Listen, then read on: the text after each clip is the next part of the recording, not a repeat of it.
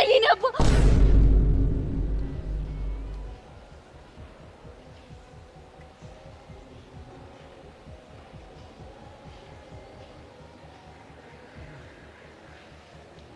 ምን እያየኝ ነበር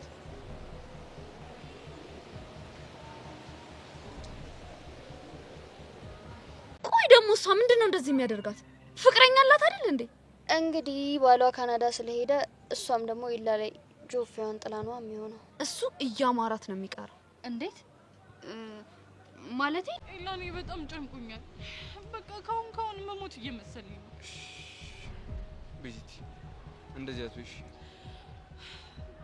እሺ ግን ቢያንስ እኔ እስክረጋጋ ድረስ አንተ የሆነ ነገር ለማድረግ ሞክር አታስቢ እኔ ጋር አንድ መፍትሄ ይጠፋ እሺ አመሰግናለሁ ምንም እንግዲህ አሜዳ ረቢ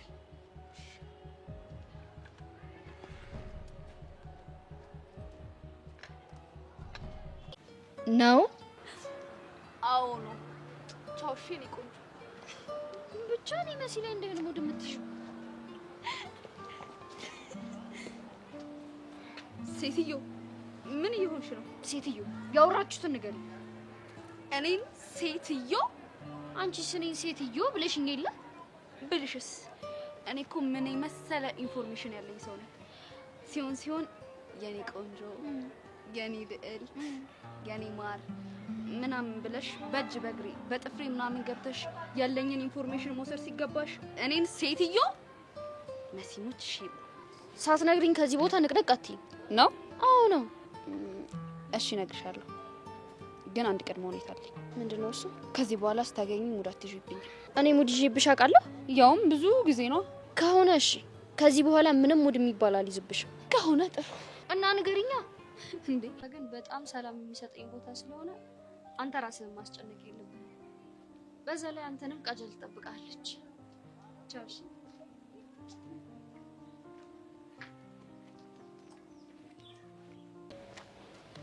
የት ሄደች እኔ ነው የምትፈልገኝ ምን ለምን ተረበክሽ ለምን የምትከተለኝ እኔ ደግሞ እንደ እየተከታተልኩሽ እንደው እንዴት አወቅሽ በቃ ይቻሉ አልኩ አይደል እንዴ እኔ ግን እንዳይሽኝ አላየሁም ነበር እሺ አሁን ለምን እንደምትከተለኝ ንገረኝ የምትሄጂበትን ለማየት ለምን ስንቴ ነው የምነግርሽ አንቺ ደግሞ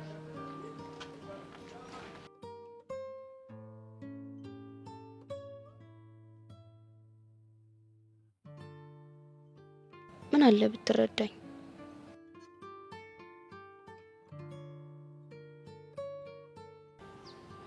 ማን ልታገኝ እንደሆነ ምን አለ ብትነግሪኝ በቃ ጊዜሽን አልሻለሽ አይ ይቅር ለምን እማገኘው ሰው ዛሬ እንደማይመቸው ነግሮኛል እርግጠኛ ነሽ አዎ መስ አንድ ነገር ልንገርሽ ምንድነው መሲ ይኸውልሽ ወንድ ልጅ ሁሌ ላገኝሽ ብሎ ያለበት ቦታ ከሄድሽለት ይንቅሻል እና በቃ በእናትሽ እንደሱ አታድርጊ ወደሹም ከሆነ ፍላጎትሽን ዋጥ አድርገሽ ኮራ በይበት ቆይ ኮራ ብልበትን ያለውበት ድረስ የሚመጣ ይመስላል ለምን ለብቻዬ ቆሜ እንደምጠብቅ መስማት የለብህም ቆይ ምንድነው የምሰማሽ ትሰማኛለህ ኤልያስ እያደረክ ያለውን ነገር አቁም ምንድነው ያደረኩት ይሄ ከዓለም ጋር የምታረጉትን ነገር እኔን ለማስቀናት እንደሆነ በደንብ ነው የማውቀው እሺ ማን ነው እንደሱ ያለሽ ባክሽ ቆይ ይሄ የማይገባኝ ህፃን ልጅ ነው እንደምመስል ሰብለ ለምን የኔ ነገር ሁሌ ባንቺ ዙሪያ እንደምሽከረከር አድርገሽ እንደምታስቢ አልገባኝም እና ከመሬት ተነስተ ዓለምዬ ኤላዬ ስትባባል እንዳምን ትፈልጋለህ ማመን አለማመን የራስሽ ጉዳይ ነው ገባሽ ያው እንደውም መጣልሽ ማን ነው እንዴ ሊመጣ ቻለ ይሄ እንዳይፈጠር ነበር አታገኘኝ ያልኩሽ ቆይ እየተከታተለኝ ነበር ማለት ነው እንኳን ደስ አለሽ ባለፈው እኛውን እጄን ሰውሮት ነበር አሁን ደግሞ ይሄንን ይደግምልኛልሽ ሱማ በጭራሽ ሰላም ውዴ ቻናል የቤተሰቦች እንዴት ናችሁልኝ እንኳን ወደ እኔ ዩቲዩብ ቻናል በሰላም መጣችሁልኝ እንዴት ናችሁልኝ በአፍላ ፍቅር እንግዲህ በዛሬው በክፍል 232 ላይ በጣም ብዙ ነገሮች እየተፈጠሩ ነው። ጸጋ እንግዲህ የክረምት ትምህርት ስለቀረች ምን ኩና ነው እያሉ ጓደኞቿ እስካሁን ድረስ ልጅቷ ትንሽ ጸባይዋ ለየት ያለና ክፉ አይነት ልጅ ስለሆነች ማናቸውም ሊፈልጓት አልቻሉም ነበረ። ከጠፋች ወራቶች አልፈዋታል። ነገር ግን ትምህርታቸው ጨርሰው ፈተና የወሰዱ ቀን ነበረ። እንግዲህ ደመረ መንገድ ላይ አግኝቶ አንቆ ይዟት ነበር። እንግዲህ ወዴት እንደወሰዳት የሚታወቅ ነገር የለም። ኤልያስ ወይም ደግሞ ኤላ ማለት ነው በተደጋጋሚ ትምህርት ቤት ግቢ ውስጥ ይፈልጋት ነበረ። ነገር ግን ሊያገኛት አልቻለም። ምክንያቱም ኤልያስ እዛ ትምህርት ቤት የገባው ከምንም በላይ እህቱ ፖሊስ ስለሆነች አልሚ የእሷን የምርመራ ስራ ለማገዝ ነው። ፖሊስ የመሆን ወይም ደግሞ አባታቸው ፖሊስ ስለነበረ የአባቱን ፈለግ ለመከተል ፖሊስ መሆን ይፈልጋል። እናም እህቱን እንግዲህ በምርመራ ስራ ላግዝሽ ብሎ እዛ ትምህርት ቤት ውስጥ ለስለላም ጭምር ነበረ የገባው። ያው ተማሪ ነው፣ ነገር ግን እንደዚህ አይነት ስራዎችንም ላግዝሽ በማለት እህቱን እንግዲህ እዚህ ትምህርት ቤት ከገባ በኋላ ጸጋ ትከታተለው እንደነበረ በጣም ብዙ ነገር ለጆኒም ደግሞ ጆኒ ከሰብለ ጋር ኤላን ስለሚያዩና ስለሚቀና ለእሷ ገንዘብ እየከፈላት እስከ ማስደብደብ ድረስ ሰው ልኮ ሊያስደበድበው ሁሉ ነበረ። ይህም እንግዲህ ጸጋ የእሱ ተላላኪ ሁና ገንዘብ ተቀብለው ነው ይህን ነገር ስታደርግ የነበረው። ትምህርት ቤት ውስጥ ኤላን ከስር ከስር ትከታተለው ነበረ። እየሰለልከኝ ያለህ ነው የሚመስለኝ፣ ምንም አላምንህም እያለች እንግዲህ ኤላን ታስጨንቀው ነበረ። ነገር ግን ትምህርት ከተዘጋ በኋላ የክረምት ትምህርት ሁሉም መጥተው ሲማሩ ጸጋ ልትመጣ አልቻለችም። ቤዛና ቹቹ ደግሞ በእሷ ምክንያት ተጣልተዋል። ብዙ ነገሮች ስለተደራረቡባቸው ማናቸውም ጸጋ የት ገባች ብለው አልፈለጓትም። ልጅቷ ትንሽ ባህሪዋ አስቸጋሪ ስለሆነ ነው። እንግዲህ ያሬድም አገር ለቆ እንዲሄድ ያደረገችው እሷ ናት። ቹቹ ቤዛን እንድትከዳት ያደረገችውም እሷ ናት እና በጣም ብዙ ነገሮችን ስላደረገች ማንም ሰው ቼክ ያደረጋት የለም። ነገር ግን አሁን ላይ የእሷ ጉዳይ በጣም አሳሳቢ ሆኗል። እንግዲህ በቤዛ ስልክ የሆነ ፎቶ ተልኮላት ነበር፣ ቴክስትና ፎቶ ነበረ። ነገሩ ግን ወጥመድ ነው የሚመስለኝ። እሱም እንግዲህ ደመረ ጸጋን አንቋት የሚያሳይ ቪዲዮ ነው እና እንግዲህ ለቤዛም በቀጣይ ተረኛ አንቺ ነሽ የሚል ማስፈራሪያም ጭምር ተልኮላታል። ነገሩ ምናልባት ደመረም ላይሆን ይችላል ብዬ አስቤያለሁ እኔ። ምክንያቱም ሆን ተብሎ ትኩረት ለመሳብ ወይም ደግሞ የሆነ ሊያጠምዱት የፈለጉት ነገር ወይም ደግሞ አጀንዳ ሊያስቀይሩ የፈለጉት ዳኒም እዚህ ነገር ውስጥ እጁ ያለበት ይመስለኛል። ነገር ግን ይህን ነገር ኤላ እንግዲህ ቤዛ ለኤላ ስለነገረችው እሱ ለእህቱ ነግሯታል። እህቱ እንደሚታወቀው መርማሪ ፖሊስ ናት። መኮንን እንግዲህ የትክክለኛ ስሙ ሮቤል ነበረ። በምዕራፍ 6 መጨረሻ ላይ ካያችሁ እንግዲህ አልሚ መኮንንን አግኝተው ነበረ። እሱም ቤዛን መንገድ ላይ አግኝቶ ያሬድ የላከላትን መልእክት እንድትቀበል የቀጠራት ጊዜ ነበረ። አልሚ ተከትላት ሂዳ እሱን ታገኘዋለች። ነገር ግን እሱ ትክክለኛ ስሙ ሮቤል ነበረ። በጣም ወንጀለኛ ሰው፣ ማፊያ ነበር። እናም ታስሮ በህግ ተቀጥቶ የወጣ ሰው ነው። በደንብ ነው የምታውቀው አልሚና መንገድ ላይ እንግዲህ ከኋላው እየሄደ ስትነካው ይዞራል። እንዴ ሮቤል ነው ወይ እንዴ ስምህን ቀየርክ ብላ እንግዲህ ትጠይቀው ለአንድ ባለሀብት ሰው ሴኩሪቲ ሁኜ እሰራለሁ ብሏት ነበረ። ታዲያ ያ ሰው ማን ነው ስትለው እንግዲህ የያሬድ አባት እንደሆነ አውቃለች። እሷ የኤላ እህት አልሚ ማለት ነው። ዋናውን እንግዲህ የወንጀለኞቹን ዋና አለቃ እሱን ነው የምፈልገው እንጂ ደመረ ጸጋ ላይ ያደረገውን ነገርም ማን ምን እንደሚያደርግ አውቃለሁ ብላው ነበረ። ታዲያ እንግዲህ እሱ ስለ ኤልያስ አንድ ኤልያስ የሚባል ሰው እዛ ትምህርት ቤት ብሎ የሆነ ወሬ ሲጀምርላት እሱ የኔ ሰው ነው ወንድሜ ነው እና ፖሊስ ነው ወይ ብሎ ስጠይቃት እንግዲህ ፖሊስ እንዳልሆነ ብዙዎቻችን ኤላ ፖሊስ ነው ብለን ነበር የምናስበው ከሚያደርጋቸው ድርጊቶች የተነሳ ምናልባት ፖሊስ መርማሪ ፖሊስ ነው ብለን ነበረ። ነገር ግን አይደለም፣ ኖርማል ተማሪ ነው። ነገር ግን እንደዚህ አይነት ስራዎችን እህቱን በማገዝ ላይ እንግዲህ እንደተሰማራ ከአልሚ ሰምተናል ማለት ነው። እና የነገር በዚህ እያለ እንግዲህ ሰብለና ኤላ አሁንም የእልህ አስጨራሽ የሆነው ፍቅራቸው ማለት ነው። ጭቅጭቅ የማይለየው የሁለቱ ፍቅር በፊት በጣም ሁለቱ እየተጨቃጨቁ እንግዲህ ብዙዎቻችሁ እንደውም እየተጨቃጨቃችሁን ቢሆን አትለያዩ፣ አብራችሁ ነው እያላችሁ ነበረ።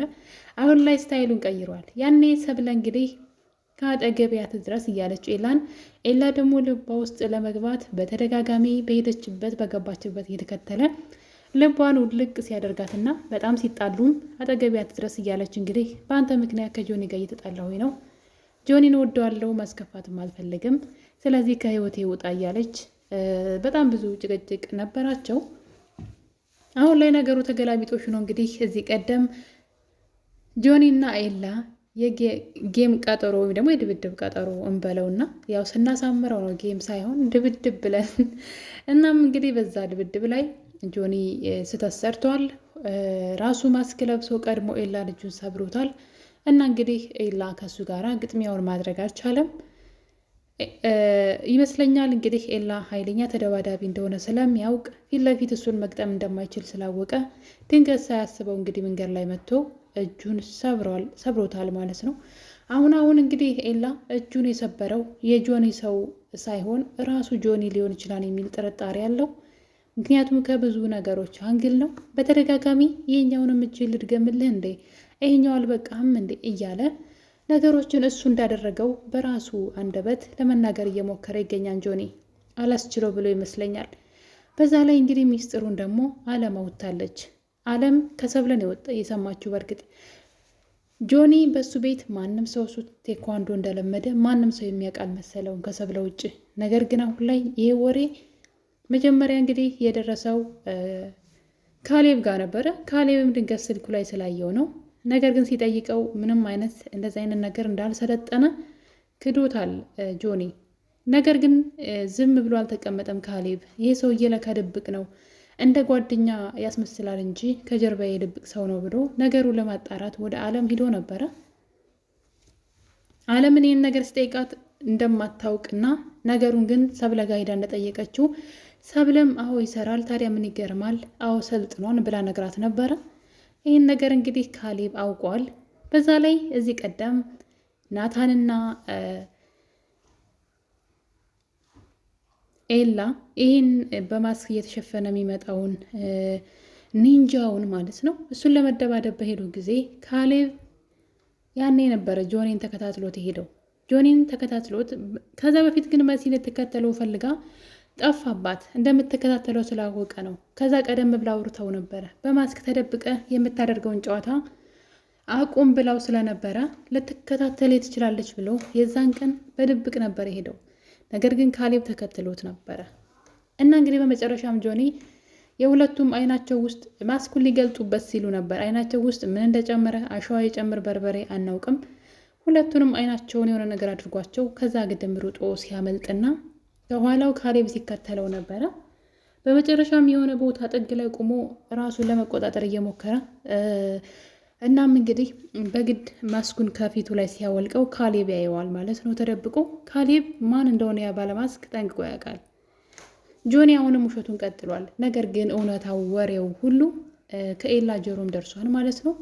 እንግዲህ አለም የፈለገ ጆኒ ቴኳንዶ ቢሰለጥን አንተ ለሱ አታንስም ብላ እንግዲህ ሚስጥሩን አውጥታለች። እነዚህ ነገሮች ተደራርበው ጆኒ ምናልባት ኤላ እጅን የሰበረኝ የራሱ ጆኒ ነው ብሎ እየጠረጠረ ስለሆነ በደንብ ነው የሚዘጋጅለት። በአሁኑ በባለፈው ክፍል ላይ እንግዲህ ሰብለ መንገድ ላይ ጆኒን ስትጠብቀው ኤላን ስትጠብቀው ያየን ነበረ። ያው ሰብለ ስለምትቀና ጆኒ ኤላን ከማንም ሴት ጋር ማየት አትፈልግም። ብቻ አብራው የቆመች ሴት ሁሉ ለፍቅር የፈለጋት ነው የሚመስላት። እናም በመጨረሻም እንግዲህ መንገድ ላይ ቆማ ስለ አለም ልታስጠነቅቀው ከአለም ራቅ፣ እኔን ለማስቀናት ብለህ የምታደርገውን ነገር አቁም ብላ ኤላን ስትናገረው ለምንድን ነው የኔ ህይወት በአንቺ ዙሪያ የሚሽከረከር የሚመስልሽ በማለት እያወሩ ያለ ድንገት እንግዲህ ጆኒ ይመጣል። ምክንያቱም ይከታተላቸው ስለነበረ ነው። በመጨረሻም እንግዲህ ኤላና ሰብለ መንገድ ላይ ቆመው ጆኒ አይቷቸዋል። በዚህ ሰዓት እንግዲህ ኤላ ከአጠገቤ እንዳደርሽ የምልሽ ለዚህ ነበረ እንግዲህ እንኳን ደስ አለሽ፣ ቀጣዩ ይሄኛውን እጄን ይሰብረኛል እንግዲህ ብሎ ሲላት እሱማ መቼም ነው የማይሆነው። ነገር ግን ሁለቱም እንግዲህ ኤላ ለስሙ ከአጠገቢያ ትድረሽ ይላል እንጂ እጁ እስኪድን ነው እንጂ በሰብለ በፍጹም እሷን ለጆኒ አሳልፎ መስጠት አይፈልግም። እንግዲህ በዚህ መሀል እያሉ ከብዙ ጭቅጭቅና ነገር በኋላ ሰብለ በጣም ደብሯት ብቻዋን ቁጭ ብላ ነበረ። እናም ጆኒ ይመጣና እሷን ለማዝናናት ለማሳቅ ሲሞክር ነበረ።